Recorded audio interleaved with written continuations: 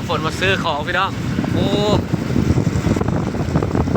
ฝนยังฟอยยังกี้ฝนแห้งนะแต่ตอนนี้ฟอยอยู่เดี๋ยวไปหั่นค่า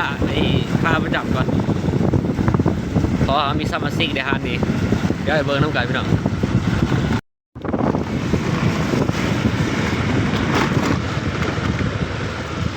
นี่ฮอตแล้วอันนี้เป็นฮันขาประจำเป็นฮันใหญ่เลยพี่น้องเดี๋ยวเขามีสมาชิกเขาก็เลยจะมาซื้อฮันนี้จะแซ่บดิใส่เนาะไฮเตอร์แฟบทงที่ว่าถูกที่สุด89 บาทนี่ก็89 บาทเอาเจ้าแฟบนี่ทงหนึ่งเนาะราคา89 บาท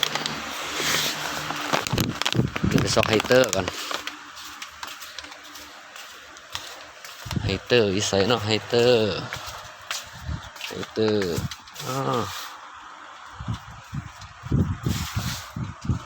บ่มีว่าไฮเตอร์บ่เป็นซองนี้บ่อยู่ใส่ว่าไฮเตอร์มีแต่ไฮยินมันไฮเตอร์น่าจะหมดบ่ไฮเตอร์ขวดมันเป็นพวกประเภทแป้งแคร์แป้งโปรเทค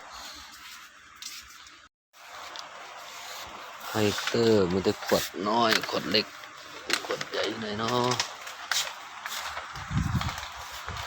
นี่ขวดใหญ่นี่ทุกคนไฮเตอร์ขวดใหญ่จะเอาขวดใหญ่นี่เนาะราคา70 บาทโอ้ยสวยที่หาเจอไฮเตอร์ได้2 อย่างแล้วมาหลังจากเขาได้2 อย่างแล้ววันนี้เขาจะไปเอาไข่ไปเนาะเอาไข่อีกแปะหนึ่งเนี่ยเราจะมาสแกนไข่